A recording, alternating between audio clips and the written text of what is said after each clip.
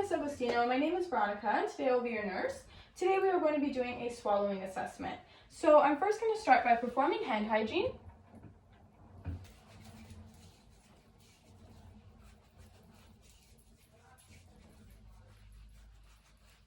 And then I'm going to ask you if you can please state your name and date of birth. Selena Agostino, May 14, 1998. Perfect. All right, now I'm going to give us some privacy and I'm going to close the curtains around us. Okay, and do you have any difficulty swallowing? No. Okay, so I'm going to put on my gloves.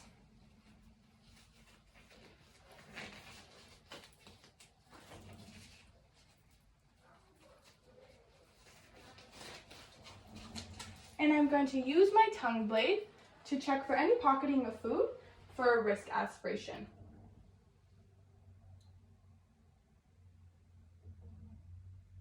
Okay, perfect. And now I'm going to be doing a swallowing assessment, so I'm going to ask you to put your neck at a 45-degree angle, and I'm just going to ask you to swallow twice for me.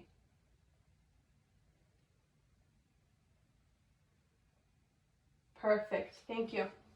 Okay, so first I'm going to start by raising the bed at a working height. And I'm also going to raise the head of your bed so that you're in a high Fowler's position.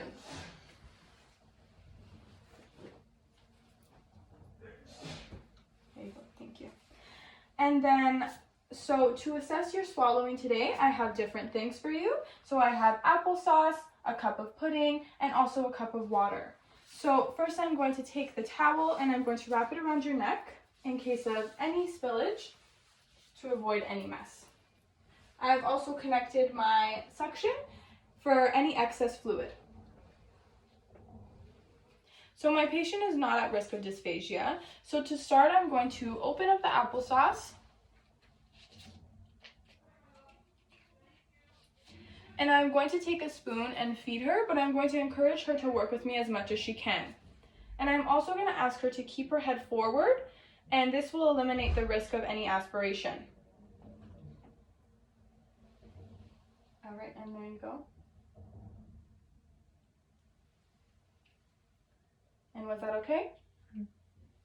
And while I do this, I'm going to watch in case she does have any dysphagia. Now I'm going to repeat the same steps, this time with a different food. This time I'm going to be using pudding. So I'm going to open up my pudding, and I'm going to take a scoop of the pudding. And I'm going to allow her to feed herself.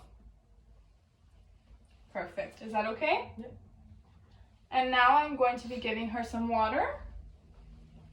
So I will hold it close and tilt it so she is able to drink herself.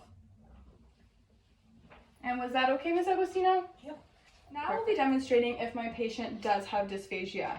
So to start this process, I am going to grab a scoop of the applesauce. And I'm going to feed her myself, but I also want her to encourage her to help me out as much as she can. So I'm going to have her keep her head forward in case of any risks of aspiration. I'm also going to feed her on her unaffected side, which is her left side. So while I feed her, I'm going to ask her to feel the food around her mouth. I'm going to ask her to chew and taste the food. Then I'm going to ask her to raise her tongue on the roof of her mouth. And then I'm going to have her swallow. And then swallow again, please. And then check that your airway is clear. I want you to cough for me. Perfect, thank you. And then I'm going to repeat the same steps, just with my pudding now. So I'm going to feed her unaffected side. Perfect. And I'm going to repeat the same steps in talking to her and ensuring that she is doing the right way. So I'm going to repeat this with the water now. I'm going to put it to her unaffected side, and I am going to tilt it back for her. It is okay if it spills. There is a towel there in case of any spillage.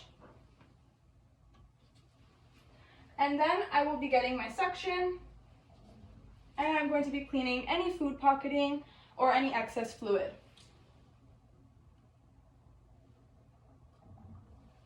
Perfect. So now I will clean up my area, I will reposition my patient, and I will perform hand hygiene. Thank you for watching.